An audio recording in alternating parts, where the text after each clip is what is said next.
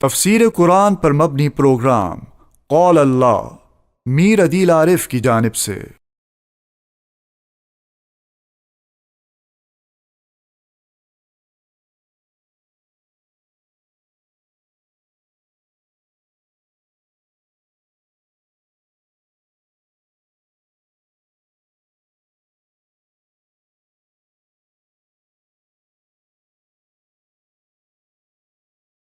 بسم اللہ الرحمن الرحیم۔ پروگرام قال اللہ میں آج ہم انشاءاللہ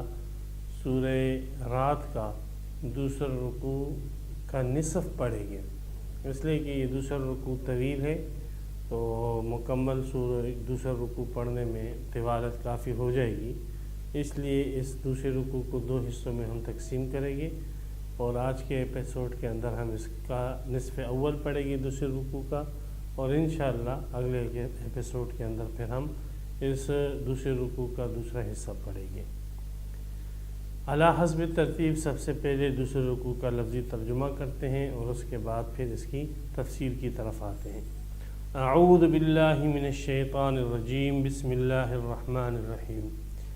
اللہ یعلم، اللہ جانتا ہے، ما تحمل، اس کو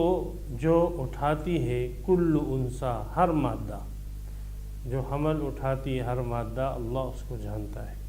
وما تغیض الارحام، اور جو کم کرتا ہے بچہ دانیاں، وما تزداد، اور جو بڑھاتا ہے، وکل شیء عندہ بمقدار، اور ہر چیز اللہ کے ہاں ایک مخصوص مقدار میں ہے۔ عالم الغیبی، اللہ غیب کا جاننے والا ہے، والشہادتی، اور ظاہر کا بھی جاننے والا ہے، الکبیر، اللہ بڑا ہے، المتعال، بلند ہے۔ سواء منکم، برابر ہے تم میں سے اللہ کے نزدیک، من، وہ شخص، اسر القول، جو چھپ کر کوئی بات کرے، ومن، اور وہ شخص، جہر بہ، جو زور سے کوئی بات کرے، ومن ہوا مستخف باللیل، اور وہ شخص جو رات میں چھپتا ہے، وسارب بالنہار، اور وہ شخص جو دن کے وقت چلتا پھرتا ہے۔ لہو معقبات، اللہ ہی کے لیے ہے وہ فرشتے جو حفاظت کے اوپر معمول ہے، لہو معقبات، حفاظت کے فرشتے جو باری باری آتے ہیں، من بین یدیہ، انسان کی حفاظت سامنے سے کرتے ہیں، ومن خلفہ،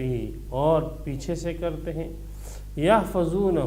انسان کی حفاظت کرتے ہیں، من امر اللہ، اللہ کے حکم کے ساتھ۔ ان اللہ لا یغیر، بے شک اللہ تعالیٰ تبدیل نہیں کرتے، ما، ان حالات کو، بقوم، جو کسی قوم پہ ہوتے ہیں، حتی یغیروا، حتیٰ کہ وہ قوم تبدیل کر دے، ما، ان حالات کو، بانفسہم، جو ان کی نفسوں کے اندر اور ان کے دلوں میں ہوتے ہیں۔ وَإِذَا أَرَادَ اللَّهُ بِقَوْمٍ، اور جب اللہ ارادہ کرے کسی بھی قوم کے ساتھ، سوءً، برائی کا، فَلَا مَرَدَّ لَهُ، تو اس کو کوئی پھیرنے والا نہیں،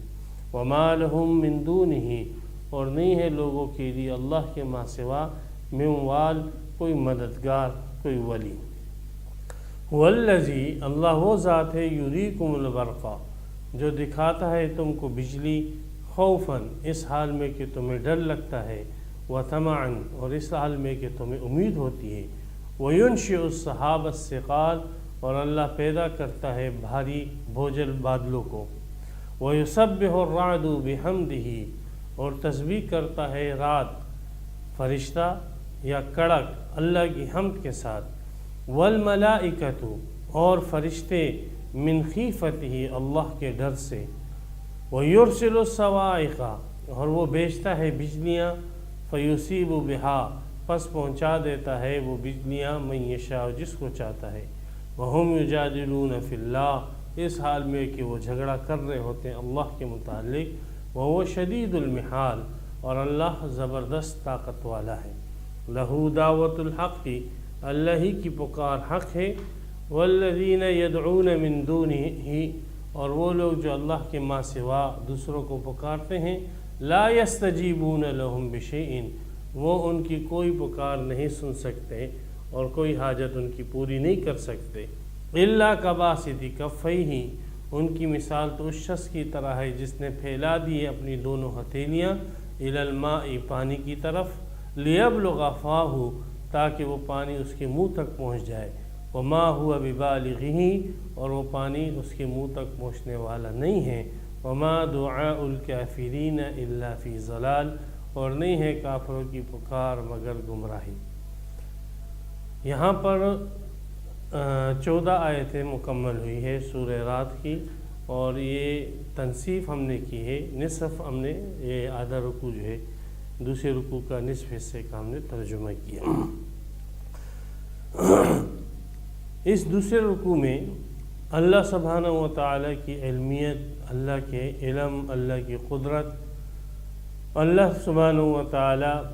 کا اپنی مخلوق کے ساتھ معاملہ، ان چیزوں کو بیان کیا گیا ہے، اور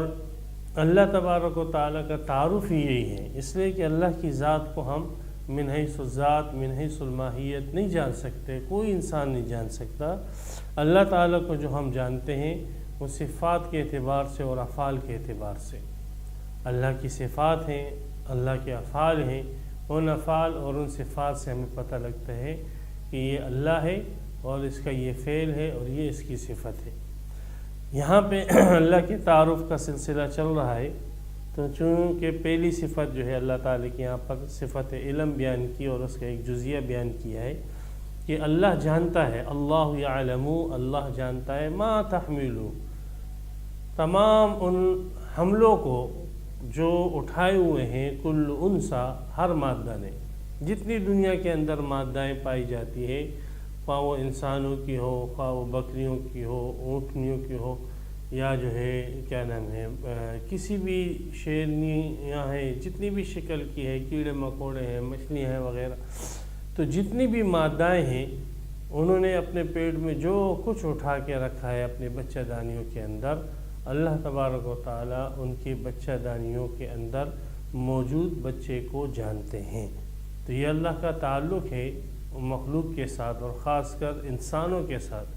کہ اللہ انسان کو مخاطب کر کے کہہ رہے ہیں کہ ہم آپ کو اس وقت سے جانتے ہیں کہ جب آپ اپنی ماں کے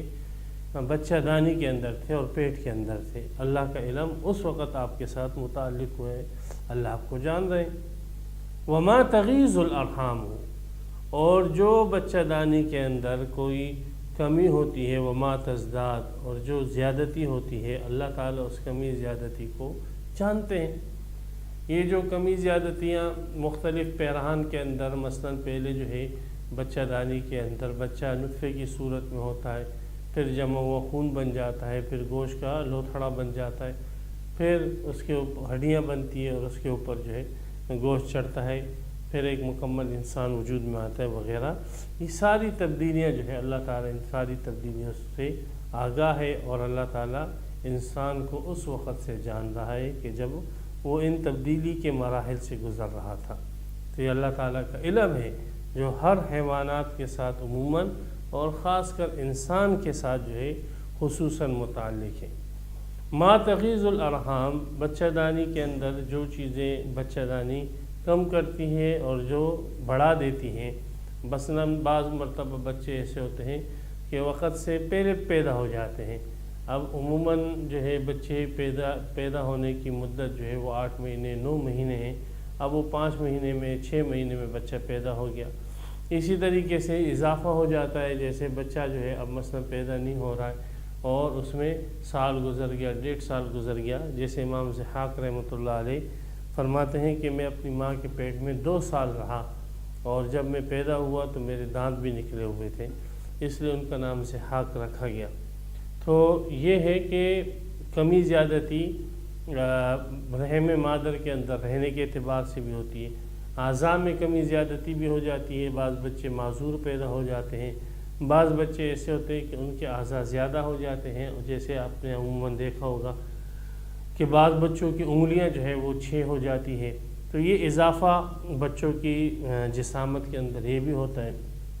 اسی طریقے سے بعض بچے ہیں اس میں ان کی پیدائش جو ہوتی ہے تو وہ نارملی ہو جاتی ہے، اور بعض بچوں کی پیدائش نارملی نہیں ہوتی ہے،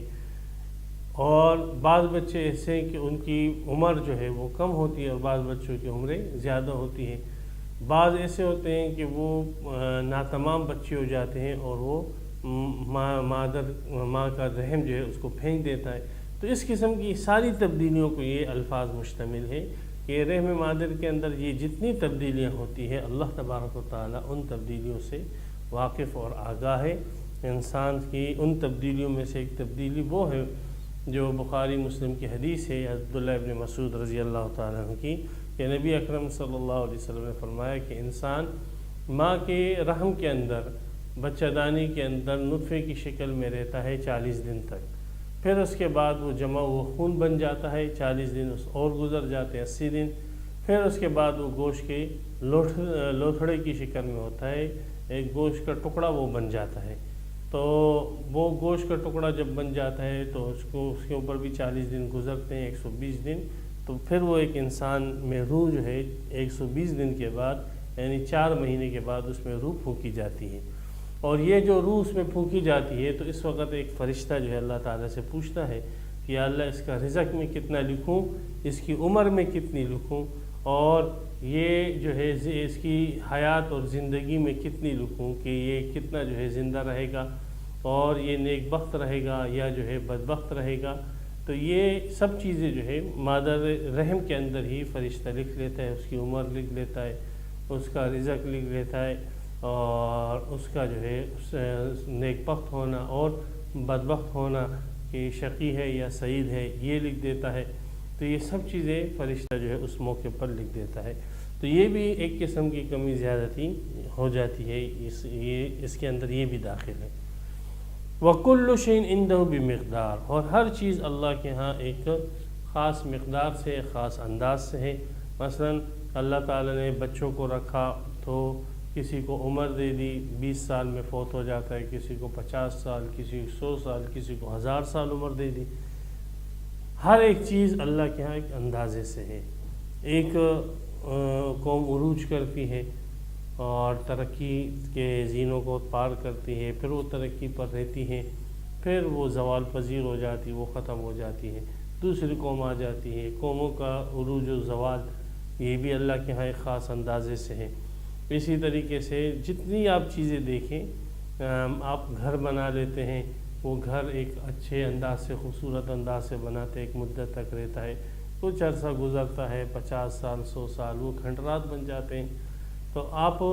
ہر چیز، گاڑی کو آپ لے لیں، انسان کو آپ لے لیں، ہر چیز کا معاملہ یہی ہے۔ دنیا کی جتنی چیزیں ہیں وہ اللہ کے ہاں ایک خاص مقدار کے ساتھ ہے، اور جب اس کا وہ ٹائم پورا ہو جاتا ہے تو پھر اس کی وہ چمک دمک بھی ختم ہو جاتی ہے۔ تو یہ اللہ کا علم ہے۔ تو یہ اللہ کے علم کا ایک جزیہ بیان کیا گیا ہے، اور خاص کر انسان کے ساتھ جو اس کا تعلق ہے اس کو واضح کیا گیا ہے۔ ورنہ اللہ کا علم تو ایسا ہے کہ عالم الغیب، اللہ تعالیٰ پوشیدہ باتوں کو جاننے والا ہے۔ غیب جو حواس سے جو چیزیں معلوم نہ ہو سکیں، نہ سونگنے سے، نہ محسوس کرنے سے، نہ چکھنے سے، نہ جو ہے دیکھنے سے، نہ سننے سے، ایسی چیزیں غیب کہلاتی ہیں۔ وہ شہادت، اور جو حواس سے معلوم ہو جائے، تو اللہ تبارک و تعالیٰ کے نزدیک غیب بھی ایسا ہی ہے جیسے کہ شہادت ہے۔ یہ اللہ کے نزدیک در حقیقت کوئی چیز غیب ہی نہیں ہے۔ یہ جو کہا جا رہا ہے کہ غیب اور شہادت کا جاننے والا، یہ انسانوں کے اعتبار سے جو چیزیں انسانوں سے غائب ہیں اللہ تعالیٰ ان کو بھی جانتا ہے، جیسے فرشتے ہو گئے انسانوں سے غائب ہیں، جنت ہے، دوزخ ہے، انسانوں سے غائب ہیں، اور باقی جتنے عالم ہیں، بہت سارے عالم ہیں اور معاملات ہیں، اور عذاب قبر وغیرہ، بہت ساری سینکڑوں چیزیں جو انسانوں سے غائب ہیں، اللہ تبارک و تعالیٰ اس کو جانتے ہیں۔ مستقبل ہے انسانوں کا، یہ انسانوں سے غائب ہے، اللہ اس کو جانتے ہیں۔ تو انسانوں سے جو بھی چیز غائب ہے اللہ تعالیٰ اس کو ویسے ہی جانتے ہیں جیسے حاضر چیزوں کو جانتے ہیں۔ اللہ کا علم ایسے وسیع ہے۔ الکبیر، اللہ تعالیٰ بہت بڑے ہیں۔ یہ وہی نعرہ ہے جو ہر اذان میں لگتا ہے، اللہ اکبر۔ یہ کبیر اور اکبر یہ دونوں جو ہے صیغے ایک ہی معنی دیتے ہیں۔ کبیر فعیل کے وزن پر ہے اور اکبر صیغہ اس میں تفضیل کا، یہ مبالغے کا صیغہ ہے۔ تو اللہ جو ہے وہ بڑے ہیں، المتعال بلند ہیں صفات کے اعتبار سے، اللہ تبارک و تعالیٰ کے علم اور کسی بھی صفت میں کوئی بھی مخلوق جو ہے اس کے ساتھ شریک نہیں ہے، کوئی بھی مخلوق اس کے مشابہ نہیں ہے۔ تمام مخلوقات کی مشابہت سے اللہ تعالیٰ بلند ہے، بالا ہے، اور مخلوق کی جو ہے ہر قسم کی جتنے بھی مخلوق کی صفات ہے، مخلوق کی صفات سے اللہ تعالیٰ بلند اور بالا ہے۔ جہلا جو ہے انسان وہ اللہ تعالیٰ کے لیے مخلوق کی صفات مانتے تھے، اللہ کے لیے بیٹے مان لیے، بیٹیاں مان لی، اللہ کے لیے اعضاء مان لیے، اللہ کے لیے مکان مان لیتے ہیں، جسم مان لیتے ہیں، یہ ساری مخلوق کی صفات ہیں، اور اللہ تعالیٰ ان تمام صفات مخلوقیہ سے بلند اور بالا اور برتر ہے۔ سواء منکم من اسر القول، یہ وہی عالم الغیب و شہادت کی وضاحت ہے۔ جو شخص آستہ بات کرتا ہے وہ اللہ کے نزدیک برابر ہے اس شخص کی من جہر بھی، جو جہرن بات کرتا ہے۔ ہمارے نزدیک جو آستہ بات کرے ہمیں تو سنائی نہیں دیتا، لیکن اللہ کے نزدیک جہرن بات کرنے والا، جیسے جہرن بات کرنے والی کی بات اللہ سنتا ہے، ایسے جو آستہ بات کرتا ہے، سرگوشیاں کرتا ہے، اللہ تعالیٰ اس کی بات کو بھی ویسے ہی سنتا ہے۔ جیسے خولہ کا واقعہ آتا ہے 28ویں سپارے میں سورہ مجادلہ کے اندر، قد سمع اللہ قول التی تجادلک فی زوجہا وتشتکی الی اللہ۔ اس میں حضرت عائشہ رضی اللہ تعالیٰ فرماتی ہیں کہ یہ خولہ اپنے شوہر کی شکایت کر رہی تھی نبی اکرم صلی اللہ علیہ وسلم کے ساتھ سرگوشیوں کے اندر، اور میرے کو آواز نہیں آ رہی تھی کہ یہ کیا کہہ رہی ہے، لیکن اللہ تبارک و تعالیٰ نے اس کی بات کو سنا۔ تو اللہ کے نزدیک جیسے ایک شخص جہرن بات کرتا ہے، علل اعلان بات کرتا ہے، وہ اور جو شخص آستہ بات کرتا ہے، یہ دونوں اللہ کے نزدیک برابر ہے، دونوں کی بات اللہ تعالیٰ سنتے ہیں۔ یہ اللہ کا علم ہے، وہ اللہ کا علم، اور یہ جو ہے پھر اللہ تعالیٰ کی صفت سمع ہو جائے گی۔ وَمَنْ هُوَ مُسْتَخْفٍ بِاللَّيْلِ، اور جو شخص رات میں چھپتا ہے، گھر میں آ کر چھپ گیا، رات کی تاریکی کے اندر چھپ گیا، بستر میں چھپ گیا، چادر کے اندر چھپ گیا، یہ ایسا شخص اللہ کے نظر میں ہے۔ وَسَارِبٌ بِالنَّهَارِ، اور وہ شخص جو دن میں چلتا پھرتا ہے وہ بھی اللہ کی نظر میں ہے، وہ بھی چھپا ہوا نہیں ہے۔ تو جیسے رات کی تاریکی میں بستروں کے اندر، گھروں کے اندر چھپا ہوا شخص، اللہ تبارک و تعالیٰ اس کو ویسے ہی جانتا ہے اور ویسے ہی دیکھتا ہے جیسے دن کے وقت باہر گھومنے پھرنے والے شخص کو دیکھتا ہے۔ تو یہ اللہ تعالیٰ کی صفت بصر ہوگی۔ تو پیچھے اللہ تعالیٰ کی صفت علم کا ذکر تھا، یہاں پہ اللہ تعالیٰ کی صفت سمع اور صفت بصر کا بیان آ گیا، اور یہ اسی صفت علم کی مزید تشریح اور وضاحت بھی ہوگی۔ صارب مستخفن، استخفا کہتے ہیں پوشیدہ ہونا، چھپا ہونا، خفیہ اسی سے ماخوذ۔ صارب کہتے ہیں تیز تیز دن کے وقت چلنے والے کو، تیز تیز چلنے والا شخص، اس کو صارب کہا جاتا ہے۔ تو اللہ تبارک و تعالیٰ جیسے رات کے اندھیروں میں ایک شخص کو دیکھتے ہیں، اور وہ ویسے ہی دیکھتے ہیں اللہ تعالیٰ اس کو جیسے دن کے وقت جو ہے سڑکوں میں، بازاروں میں گھومنے والے شخص کو دیکھتے ہیں۔ تو یہ اللہ تعالیٰ کی صفت علم، صفت سمع، صفت بصر، 3 صفات آ گئی۔ اور اللہ تعالیٰ نے اپنی مخلوق کے ساتھ، انسانوں کے ساتھ اپنا تعلق بھی بتلا دیا۔ اب لہو معقبات، لہو کی ضمیر ہو جو ہے اللہ کی طرف لوٹ رہی ہے، اللہ ہی کے لیے ہے۔ معقبات، معقبات جو ہے یہ جمع ہے معقبتن کی، اور معقبتن جو ہے کہتے ہیں اس جماعت کو جو ایک جماعت کے پیچھے دوسری جماعت ہو، ایک کے پیچھے جو دوسری چیز ہو، اس کو معقبہ کہتے ہیں۔ تو یہاں پر معقبات جمع آئی ہیں، یعنی ایک کے پیچھے دوسری جماعت، ایک جماعت ہے اس کے پیچھے دوسری جماعت ہے، اس لیے جمع کا صیغہ ہے معقبہ، ایک کے پیچھے دوسرا آنے والا۔ تو اللہ تبارک و تعالیٰ نے فرمایا لہو معقبات، اسی کی ملکیت ہے وہ فرشتے جو ایک کے پیچھے ایک آتے ہیں، ایک جماعت کے پیچھے دوسری جماعت آتی ہیں، یہ فرشتے جو ہے یہ اللہ ہی کی ملکیت ہے۔ یہ فرشتے کیا ہے؟ معقبات کون سے فرشتے ہیں؟ تو نبی اکرم صلی اللہ علیہ وسلم فرمایا، بخاری مسلم کی حدیث ہے کہ اللہ تبارک و تعالیٰ نے انسانوں کے ساتھ فرشتے لگائے ہوئے ہیں جو صبح اور شام ان کے ساتھ ہوتے ہیں۔ تو یہ فرشتے صبح کی نماز میں آتے ہیں تو شام والے فرشتے جو ہے وہ چلے جاتے ہیں، اور صبح والے فرشتے عصر کی نماز تک رہتے ہیں۔ پھر عصر کی نماز میں صبح والے فرشتے چلے جاتے ہیں اور شام والے فرشتے آتے ہیں، پھر وہ پوری رات انسانوں کے ساتھ رہتے ہیں، اور پھر وہ فجر کی نماز جب ہو جاتی ہے تو وہ انسانوں سے چلے جاتے ہیں۔ اور آپ علیہ السلام فرمائے جب یہ فرشتے نماز میں انسانوں سے جاتے ہیں اللہ کے پاس، اور اللہ انسانوں کی حالت کو ان فرشتوں سے زیادہ جانتے ہیں،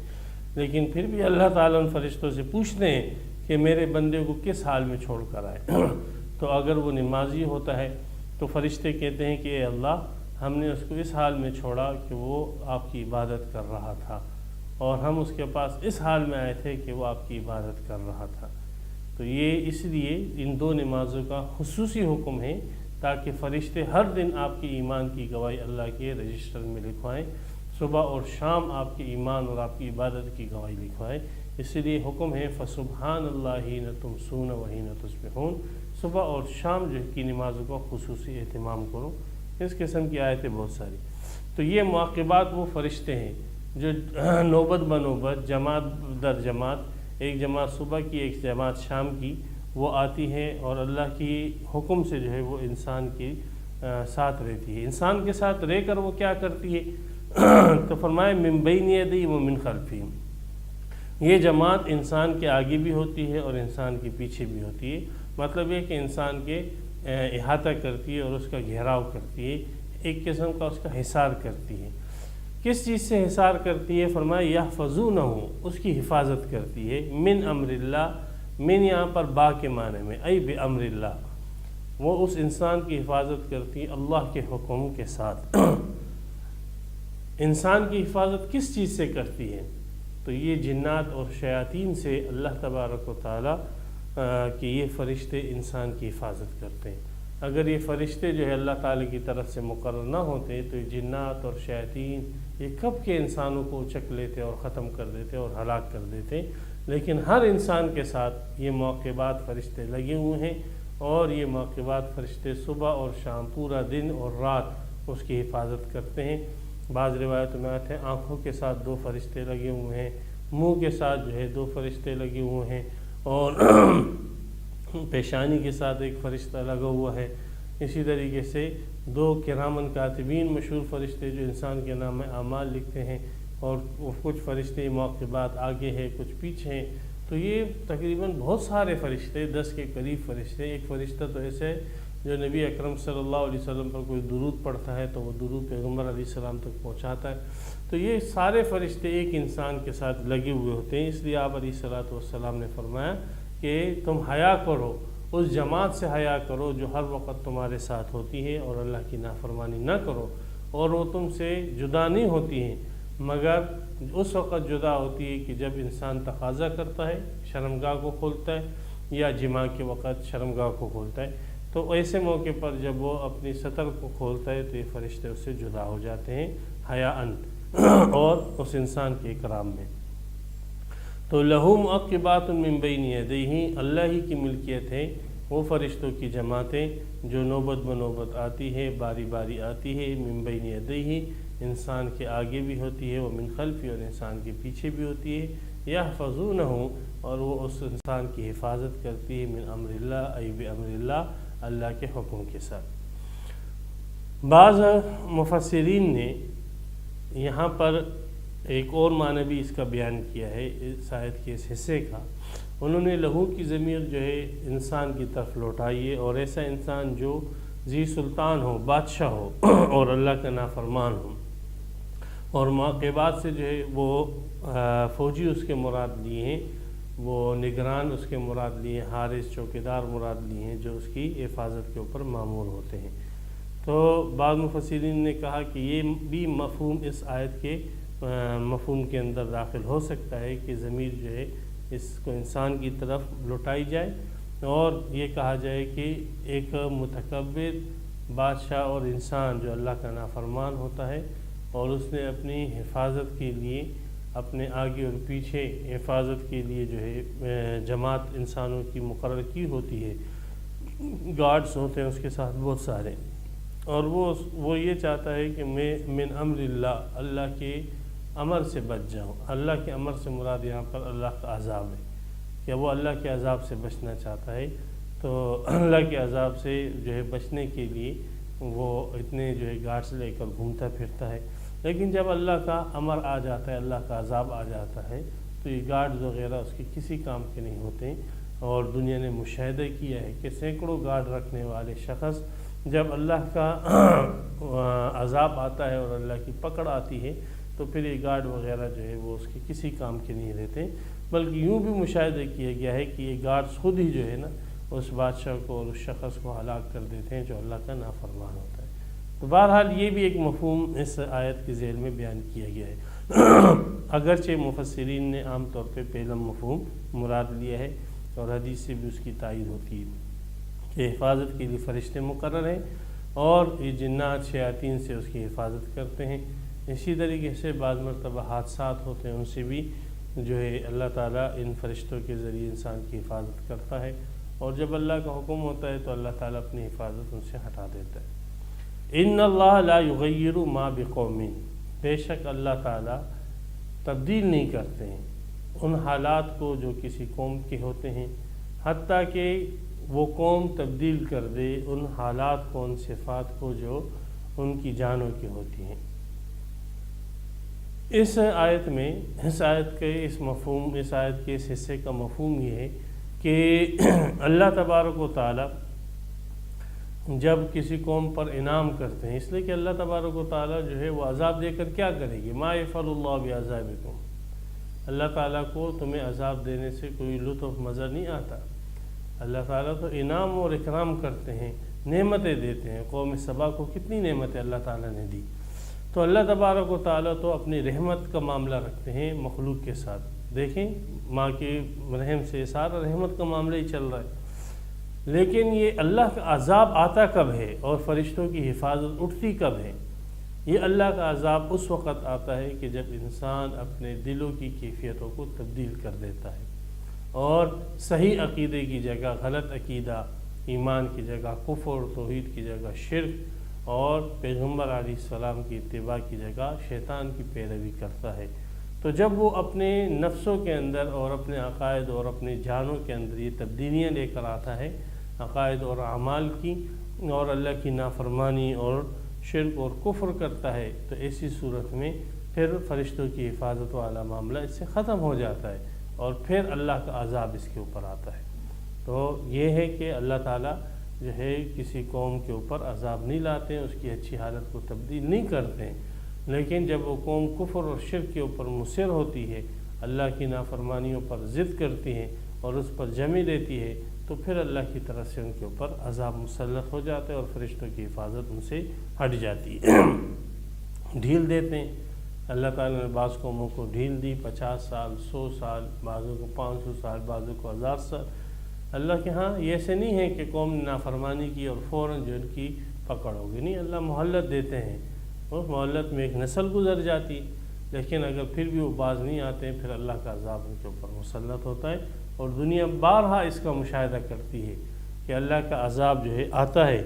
اور بڑی بڑی قوموں کے اوپر اللہ کا عذاب آیا، اور ایسی جگہوں سے آئے جہاں سے ان کو گمان بھی نہیں تھا۔ معمولی لوگ جو ہے ان کے لیے نمرود کا مچھر بن گئے اور ان کو تیس و نیس کر دیا ان لوگوں نے، لیکن وہ لوگ جو ہے اس کے لیے ہیلے ڈھونڈتے ہیں، دنیاوی ہیلے ڈھونڈتے ہیں اور اسباب اس کے لیے جو ہے ڈھونڈتے ہیں، جو ملحد قسم کے، بے دین قسم کے لوگ ہیں، اور جو حقیقی اسباب ہیں ان پر عذاب کے آنے کے، اس کی طرف کوئی بھی توجہ نہیں کرتا۔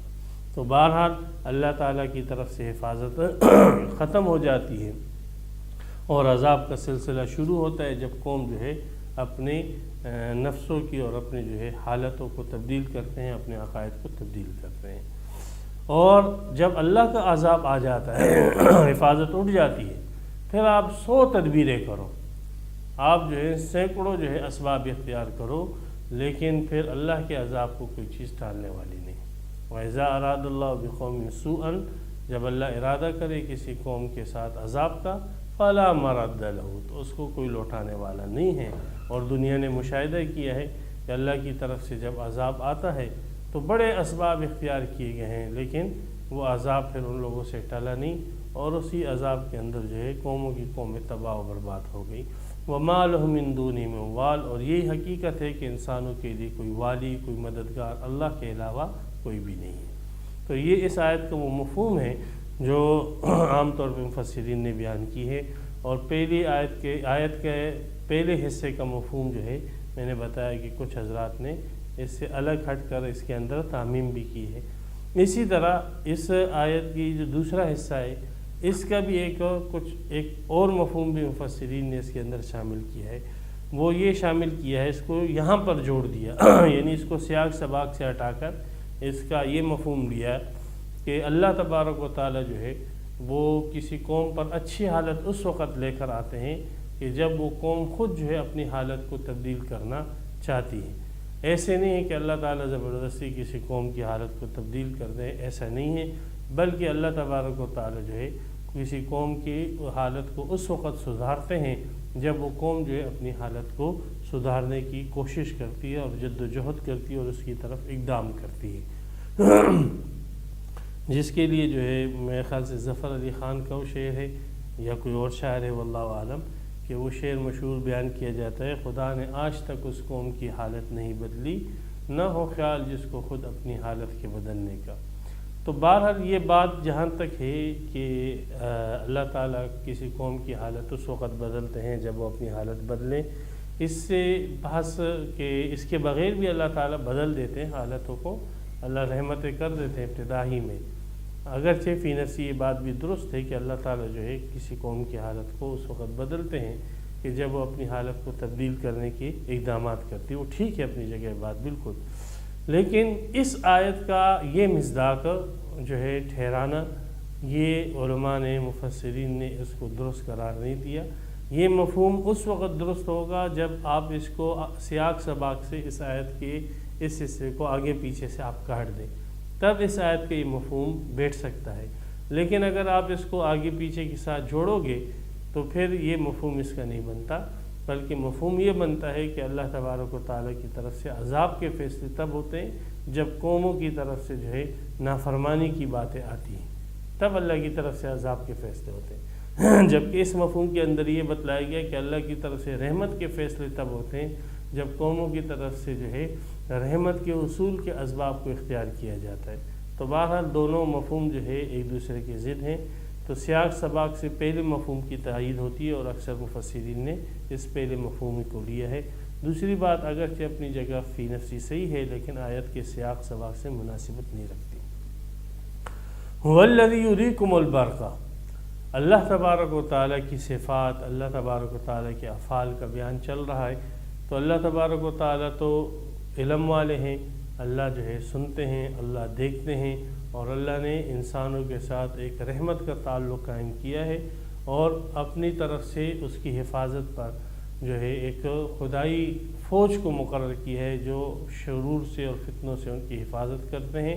لیکن جب یہ لوگ اللہ تعالیٰ کی نافرمانیاں کرتے ہیں تو اللہ تعالیٰ پھر اپنی حفاظت ان سے ہٹا دیتے ہیں اور پھر اللہ کا عذاب ان پر آتا ہے، تو کوئی ان کو اللہ سے بچانے والا نہیں۔ اسی طرح اللہ کے افعال اب بیان کیے جا رہے ہیں کہ اللہ کے افعال کیا ہیں۔ هو الذی، اللہ وہ ذات یریکم البرق، جو دکھاتا ہے تم کو بجلی، برق کہتے ہیں بجلی کو، چمک کو، خوفا و طمعا،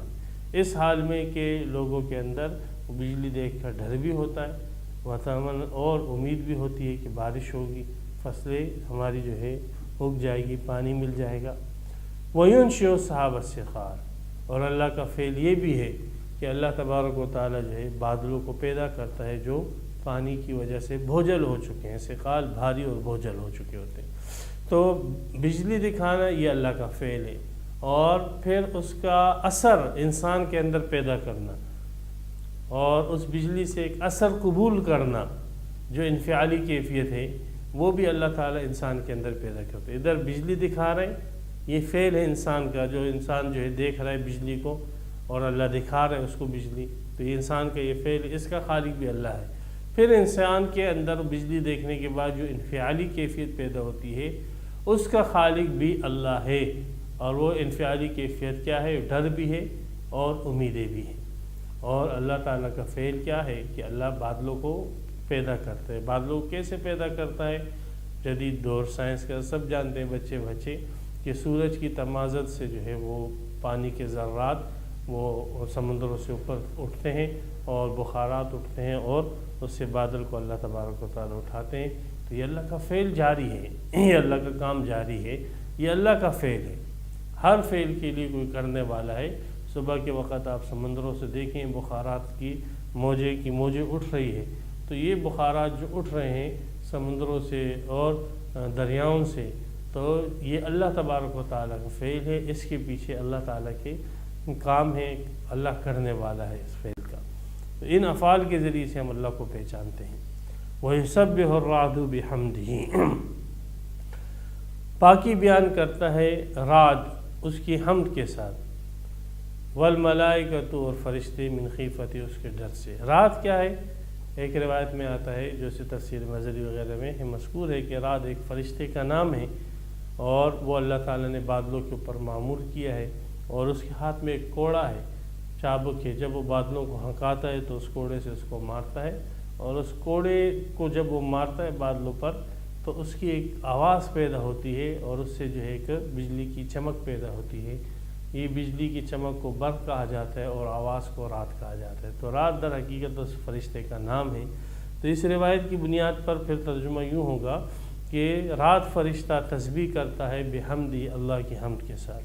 والملائکۃ من خیفتی، اور فرشتے بھی تسبیح کرتے ہیں اللہ کے خوف سے. اور ورنہ رات کے اپنے معنی وہ آواز جو بادلوں کے ٹکرانے سے آپس میں جب بادل ٹکراتے ہیں اور ایک گونجدار آواز بلاسٹ ہوتا ہے، دھماکے کی آواز سنائی دیتی ہے، تو وہ دھماکے کی آواز کو رات کہا جاتا ہے. تو یہ دھماکے کی آواز کا نام رعد ہے اور اس فرشتے کا نام بھی رعد ہے. تو یہ دھماکے کی آواز کا مطلب پھر یہ ہو جائے گا کہ بادل اللہ تبارک و تعالیٰ کی حمد و ثنا کرتے ہیں اور ان کی حمد و ثنا اور اس کی تسبیح اور تحمید کا طریقہ یہی آواز ہے. یہ ان کی بولی ہے، یہ ان کی زبان ہے. جیسے چرند پرند حیوانات وغیرہ ان سب کی اپنی اپنی زبانیں اور اپنی اپنی زبانوں کے اندر وہ اللہ کی تسبیح اور تحمید کرتے ہیں. تفسیر قرآن پر مبنی پروگرام قول اللہ میر عدیل عارف کی جانب سے